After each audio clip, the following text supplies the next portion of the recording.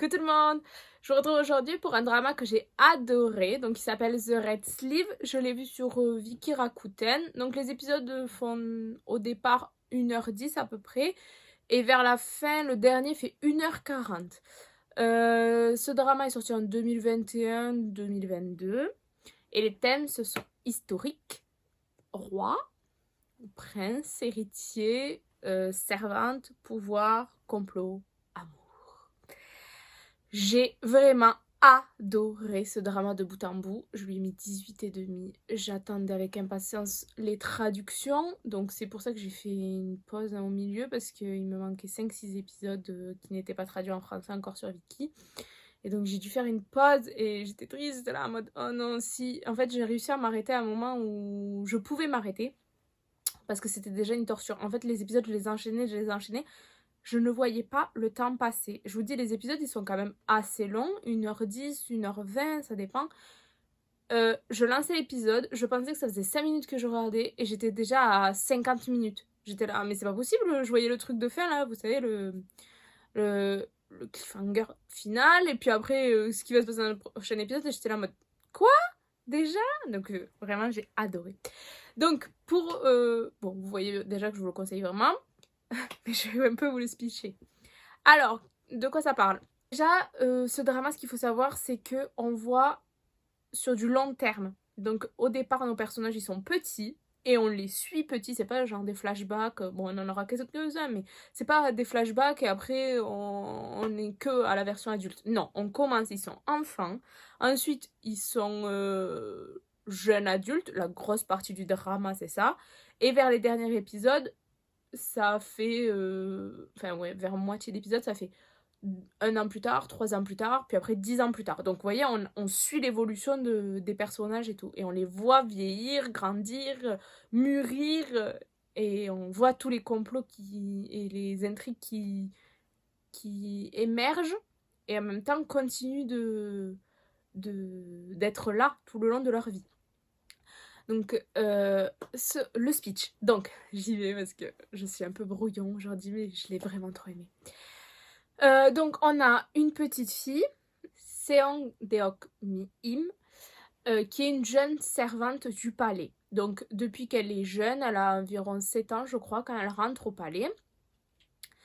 Et donc, ses parents nous sont inconnus, sa famille, sa situation familiale, voilà.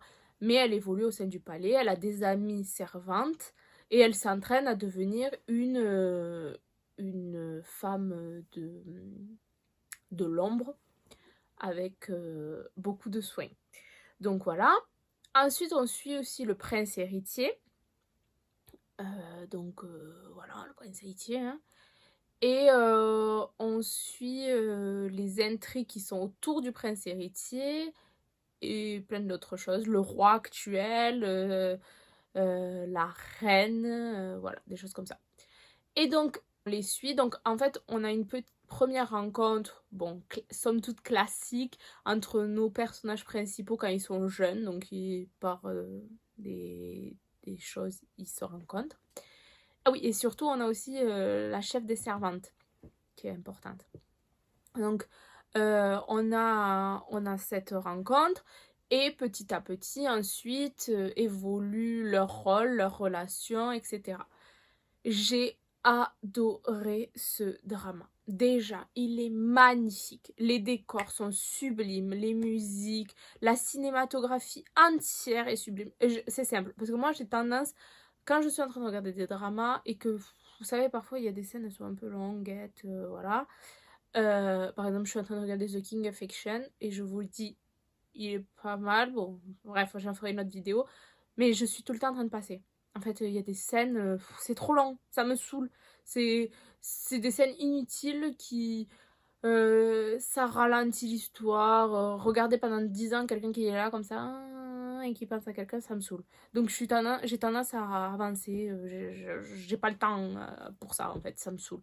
Je trouve que ça alourdit l'histoire. Mais alors là, aucunement. J'ai jamais appuyé sur avancer. J'ai pas pu. Parfois j'étais là, oh peut-être que je vais avancer un peu. Puis en fait non, je pouvais pas. Tout était important, tout était beau, tout était bien fait, tout était juste. Et l'histoire, elle est vraiment originale, parce que les dramas historiques, on a l'habitude. enfin même avec une concubine ou quoi, enfin une servante, un roi ou un prince qui tombe amoureux d'une servante. Voilà, bon, et au début ils peuvent pas, on lui met une autre concubine, ils se disputent, la fille elle est emprisonnée, on la libère, hop hop hop hop hop hop, bam, elle devient concubine royale, bam, tout est beau, wouh, c'est fini, happy end. Ou quand dès que le prince héritier devient roi, c'est finito, allez, tout le monde rentre chez soi. Et il y a des dramas que j'ai adorés qui sont un peu ça en gros, hein. Mais là, et même les complots, enfin en général, des concubines qui complotent dans l'ombre, une reine douanière qui va avoir la même mise sur tout, enfin c'est des princes héritiers, enfin des princes, pas héritiers du coup, des princes qui veulent le pouvoir et qui veulent prendre la place de prince héritier, enfin c'est toujours un peu le même genre d'intrigue, enfin voilà, je vous apprends rien. Mais alors là, tout était original. Vraiment, toutes les intrigues, elles partent d'une base commune, ok, bon, il y a des choses qu'on retrouve dans d'autres dramas historiques, mais je ne m'attendais pas à ces rebondissements. Alors oui, il y a des complots, oui, il y a de l'amour, oui, il y a des trahisons, enfin des trahisons, non, pas des trahisons, mais il y a des moments où on se dit, bon, voilà, il va y avoir une sorte de, pas de triangle amoureux, non, il n'y en a même pas, mais enfin, des fois on se disait, bon, voilà quoi, il va avoir ça, on le connaît le chemin où ils vont prendre et tout. Mais non, tout était original.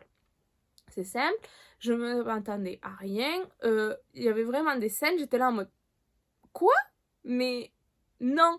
Et la fille, ce que j'ai aimé, c'est parce que parfois ils nous font des personnages qui sont censés être forts et ils nous les font en mode bon, elle est ok, elle est forte et tout, elle sait se débrouiller. Et il y a des dramas que j'adorais qui sont comme ça, attention, hein. Mais bon, ben, elle tombe amoureuse, après, bon, voilà, qu'elle soit forte, voilà. Là, non, notre personnage principal, elle est forte, elle est elle-même, elle pense à elle. Et en fait, avant de penser à l'amour, elle veut s'aimer elle. Elle veut être intègre avec ses propres convictions, alors qu'elle est servante, quoi, faut se dire. Et du début jusqu'à la fin, elle suit ses convictions. Elle flanche parfois, parfois elle écoute son cœur, mais elle garde toujours en mémoire son propre, bien, ses propres besoins, et elle se protège. Elle n'attend pas que quelqu'un d'autre la protège, elle se protège elle-même. Elle est très lucide sur sa condition, sur sa vie future, sur ce qui va se passer. Et j'ai adoré ce personnage. J'ai adoré le prince héritier. J'ai tout aimé, vraiment. Je n'ai pas mis un truc que je n'ai pas aimé. Ma fiche est remplie de choses que j'ai aimées. J'ai adoré parce que au début, il y a des intrigues, mais c'est pas lourd. J'ai rigolé du début à la fin, de toute façon. Parce que même dans les scènes où c'est un peu. Enfin, vraiment, il y a des scènes, elles sont lourdes. Voilà. Il y aura un servant qui va pas comprendre quelque chose. Et là, il va avoir une petite musique en mode. On est là en mode, mais c'est ridicule. Et ça nous fait trop rire parce que ça allège l'atmosphère. Et on reprend une petite bouffée d'oxygène. On se dit, ah bon, voilà, c'était pas que ça. Après, toute la première partie du drama. Enfin non, elle est très addictive, j'ai adoré. Elle est plus légère. La fin, oh purée. Je peux vous dire que les larmes ont coulé, coulé, coulé. Et même encore là maintenant, je l'ai fini il y a quelques jours, hein. Il a fallu que je me remette un petit peu.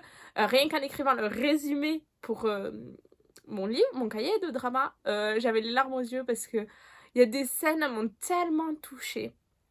J'ai adoré ce drama, je ne peux que vous le conseiller. Je lui ai mis 18,5 et j'ai mis que c'était un coup de cœur. Je suis sûre que je le regarderai, j'avais limite envie de le revoir déjà alors que je l'ai fini il n'y a même pas une semaine, hein, là, donc, si je vous lis le commentaire que j'ai mis, c'est rien que pour moi ça, donc voilà. J'ai mis un drama magnifique et bouleversant de bout en bout, la cinématographie et la trame de l'histoire sont juste parfaites, grâce aux touches d'humour. Le tout dégage un vent de fraîcheur et de renouveau dans le genre historique. Loin des clichés habituels, ce drama va plus loin et le tout est magistralement orchestré. Et en plus, j'ai mis le jeu d'acteurs, les décors et la trame de l'histoire. J'ai adoré. Que vous dire de plus? Je ne sais pas. Les personnages, on a Lee Jun-ho qui fait le prince héritier et Lee Se-young qui fait la servante. Et il est coréen ce drama.